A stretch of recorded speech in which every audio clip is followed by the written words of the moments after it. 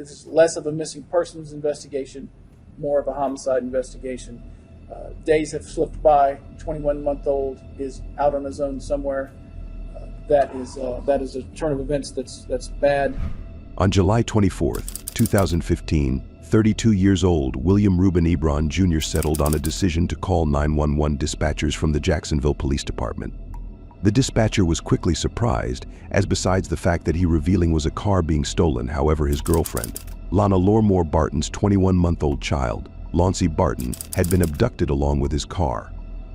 Much to anyone's dismay that the quest for the little boy would proceed to be one of the greatest missing kid cases in Jacksonville. I'm still talking. Lower your voice at me. I'm the one that needs to be mad. I'm the one that needs to be mad because you have lied to me. You've lied to her. You've lied about your son to your father. As the examination heightened, police revealed a few disturbing pieces of information that recommended something more evil was in progress. Where could Lonnie have been? What was reality behind his abducting? With a populace of 970,000 starting around 2022, Jacksonville is the most crowded city in the Florida state. It's likewise the province seat of Duval County. Jacksonville is known for its various workmanship exhibitions, flourishing music scene, and a lot of galleries for history buffs. It's additionally known for its broad park framework and streams.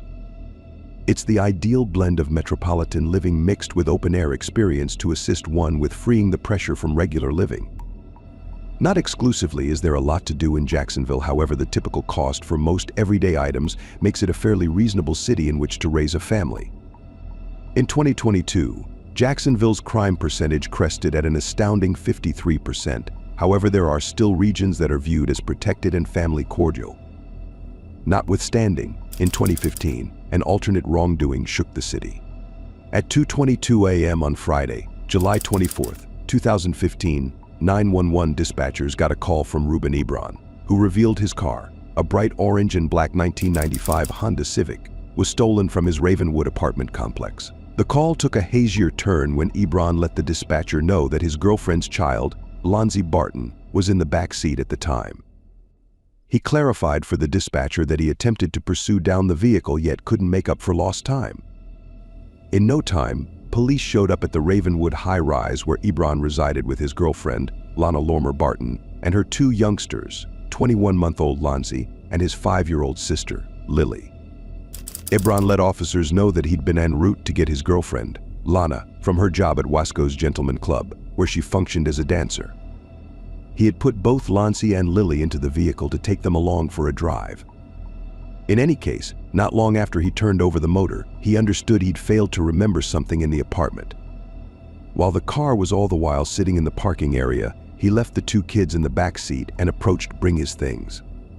At the point when he left the room, he saw that Lily had followed him up and wanted to watch the TV instead of going to fetch Lonna. He put on the film Aladdin and planned to bring Lonzie from the vehicle so the kid could remain at home with his sister. Nonetheless, as he got out of the apartment, he saw the car being driven away. Ebron then let officers know that he tried to give a chase on foot, couldn't catch up the vehicle in time. After police talked with and interrogated Ebron concerning the occurrence, a golden alarm was given and the Jacksonville Sheriff's Office assumed control over the examination, with the group being driven by Sheriff Mike Williams and Boss Agent Tom Hackney. Officials spread out and looked through the area by walking and via vehicle. 15 minutes into the hunt, Ebron's car was tracked down a mile from the apartment complex. The keys were still in the start, however, there was no indication of Lonzie in the vehicle or any place close by.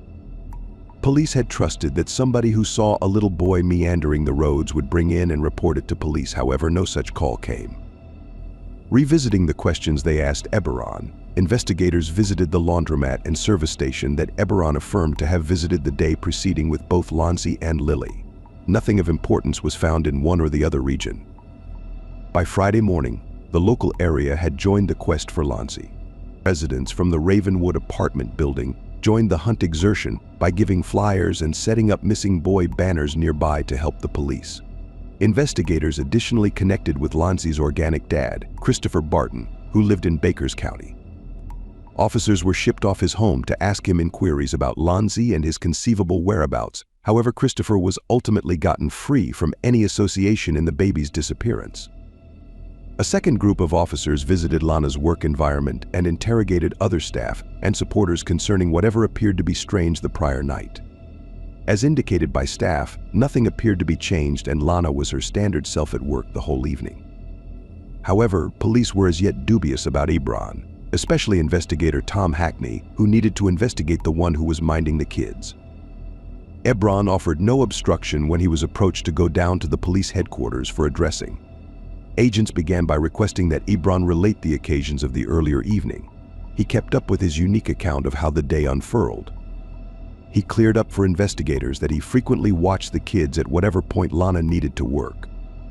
The meeting was easygoing as investigators thought that Ebron was keeping down information that could end up being useful to them track down Lonzie. Lonna was likewise addressed by police and helped out the investigation completely.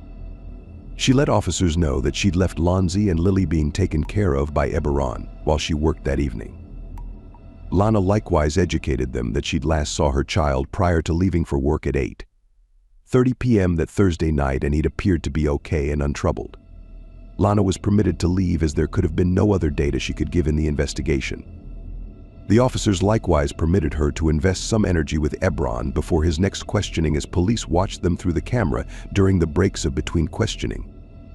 It turned out to be obvious to officers that both Ebron and Lonna appeared to be worried about one another's prosperity, which investigators viewed as bizarre as they were managing a missing youngster. After Lonna was permitted to leave the station, investigators got back to address Ebron. They began to ask more leading and iron creases from Ebron's assertions. He in the end conceded to getting back to the apartment to get the substance that he anticipated selling when he went to get Lonna from the club.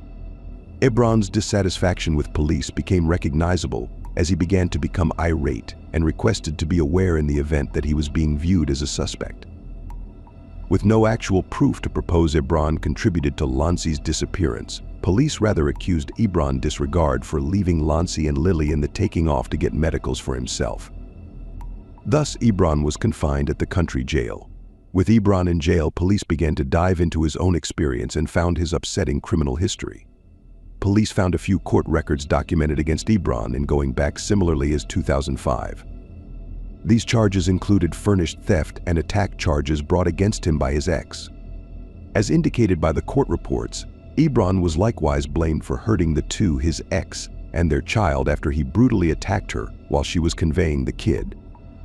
He'd likewise been blamed for following by his ex. To add on to this, he likewise went after one of her sisters, which prompted the sister being hospitalized. Ebron likewise threatened to shoot his ex's 12-year-old kid and had a medication charge from Bakers County. In any case, that wasn't all. There were new charges brought against Ebron by a similar ex who claimed that he attacked her in the condo he imparted to Lonna and her kids on July 1st, 2015. The attack happened when she'd gone to bring the kids she shared care of with Ebron. This happened while Lonna's youngsters were in the lounge. These charges illustrated Ebron. Police started to address assuming that there was something else to the disappearance of Lonzie besides everything their principal suspect was saying to them. Despite the fact that police were scrutinizing Ebron's rendition of occasions, the quest for Lonzie didn't stop.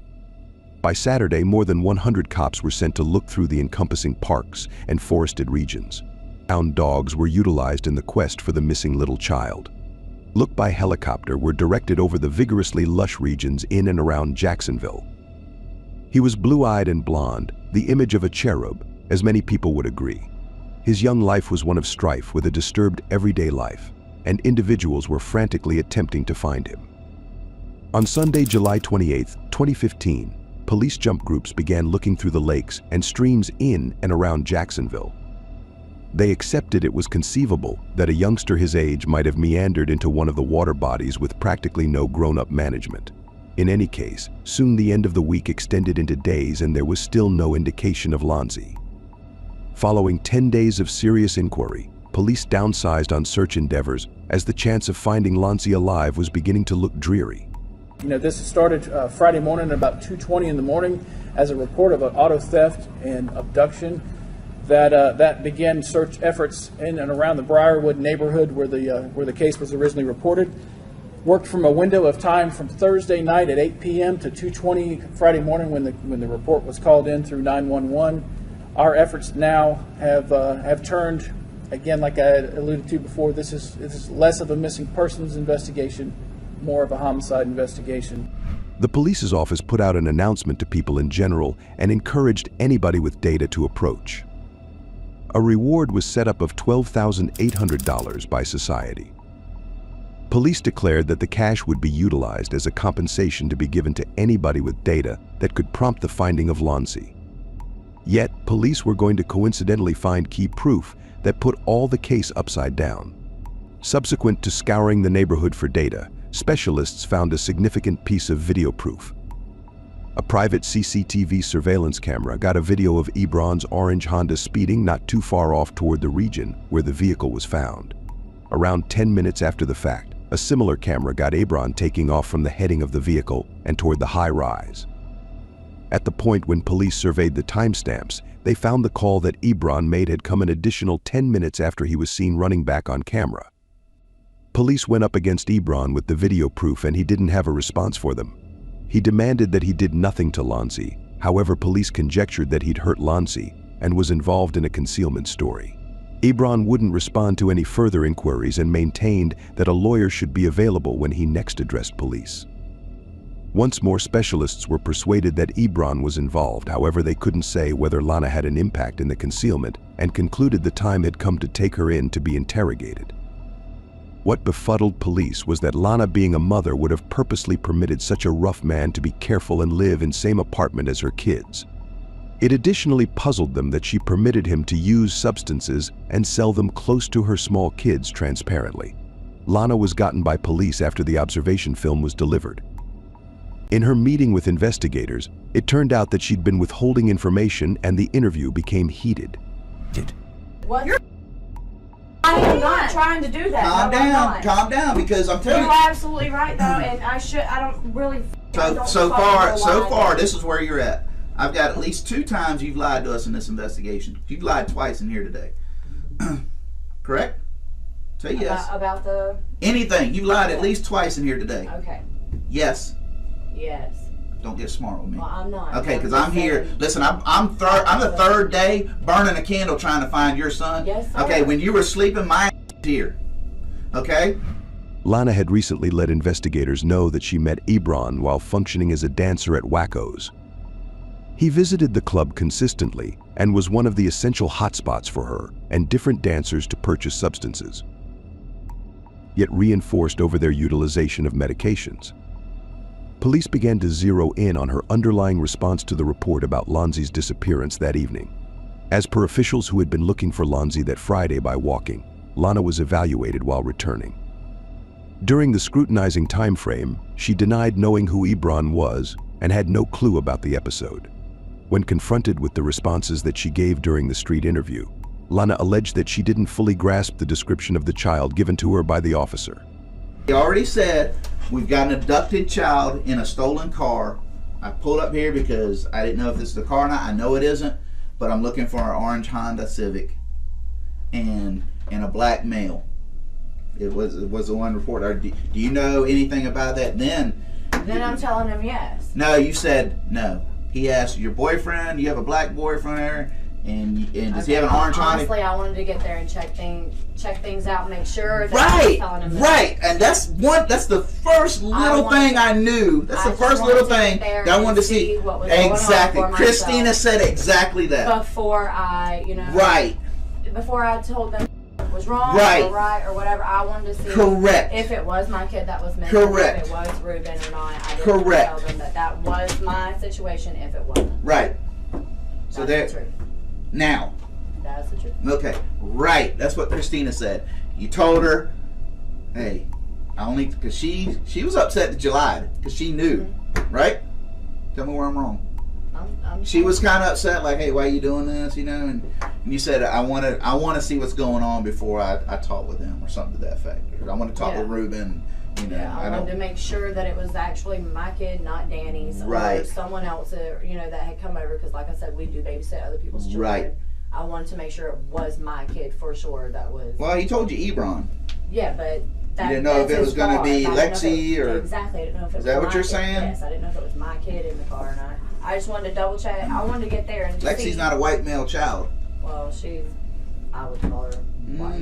White male child with a black boyfriend named Ebron. No. You knew he was talking about yours. I just wanted to make sure it wasn't set in. It's like that was set in stone. Hold on, it was set in stone.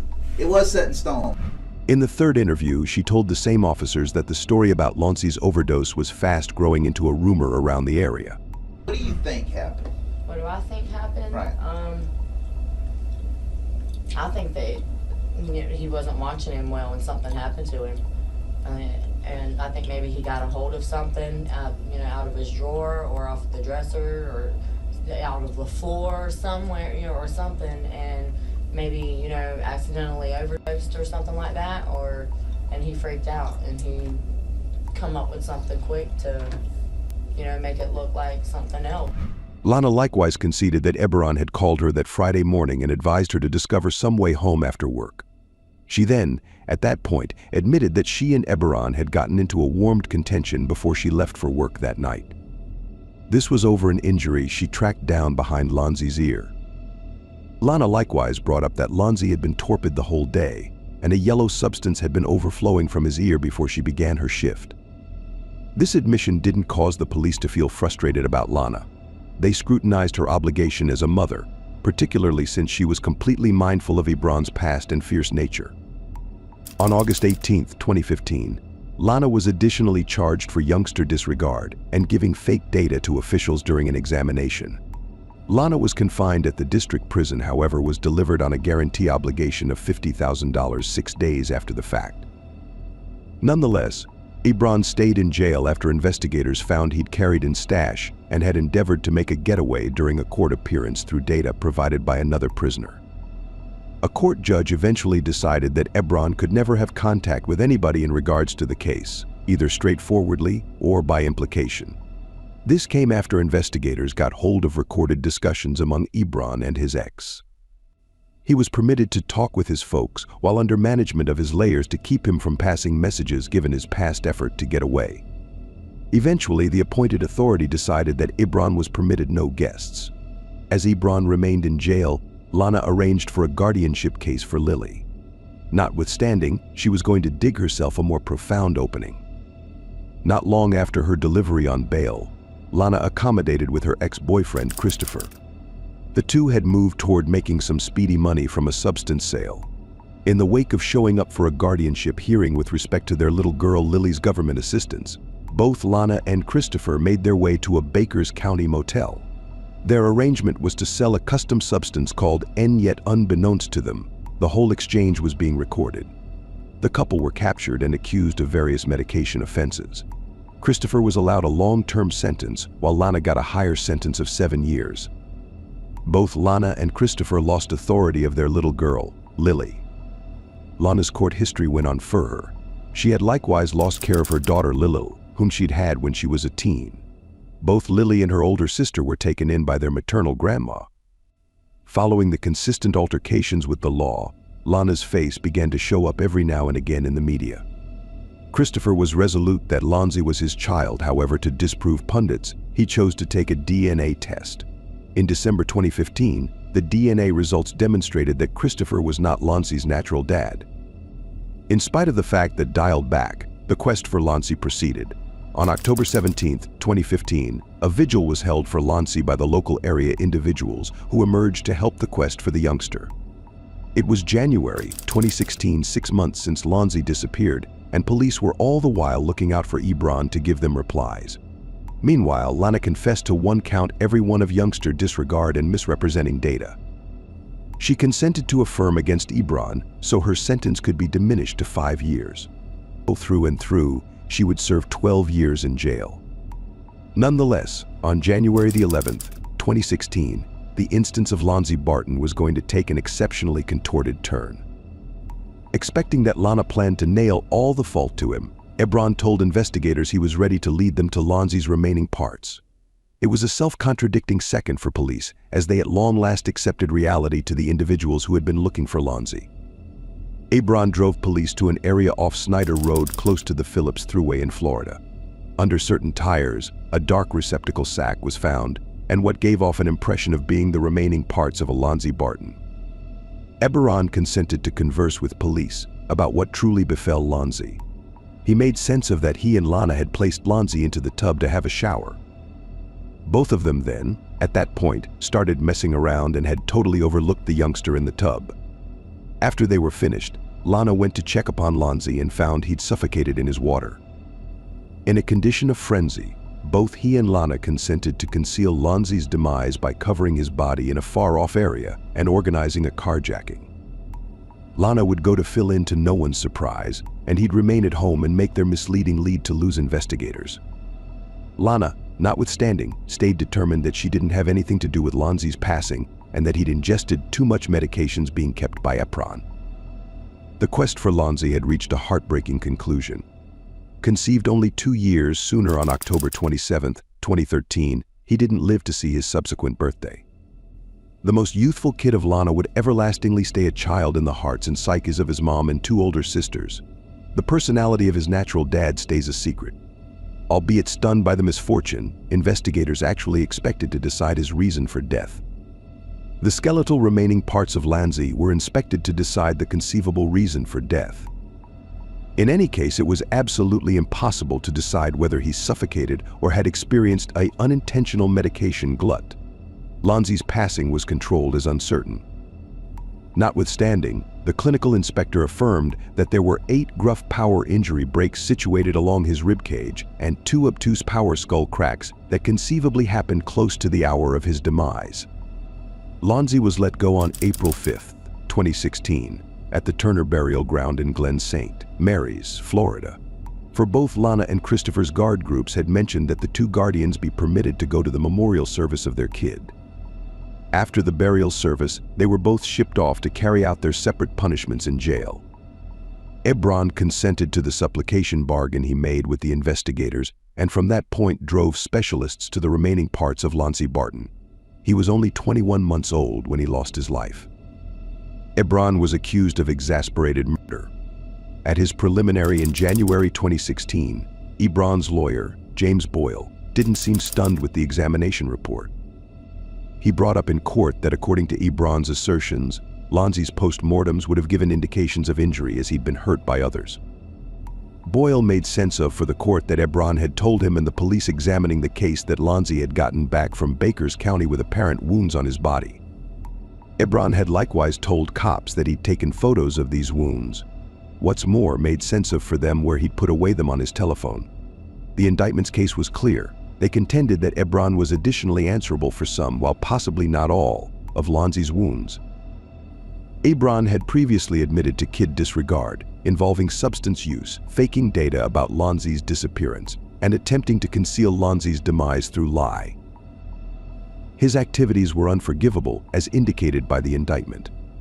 On February 5, 2016, Ebron was condemned to 20 years in jail without the chance of parole.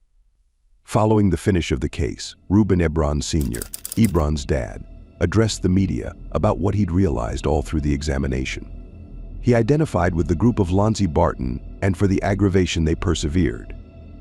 Ruben added that he was maddened by individuals who were intended to safeguard the child, however rather looked to cause them more mischief. He likewise commented that Lonzie's brief time frame on Earth was definitely one of torment, and that he's presently in a more secure spot. Ruben rejected that his child was additionally to blame for Lonzie's inconvenient demise, yet he added that Lonna's discipline ought to likewise be explored sometime in the not-so-distant future.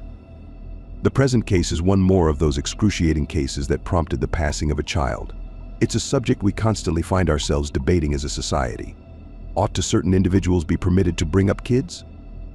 Thus, today we request you your opinion on the case of Lonzie Barton. Did Lonna Lauramore Barton get a rightful sentence? Do you accept that Lonna and Ebron were truly talking reality? Also, for what reason is it in every case past the point of no return in cases like the present? Tell us your contemplations in the comment section beneath. What's more, assuming you found the present video intriguing, kindly consider subscribing to our channel, hit that like button, and share our videos with other crime devotees. Likewise, in the event that you have any wrongdoing story that you'd like us to cover, leave us a comment beneath. until sometime later remained safe.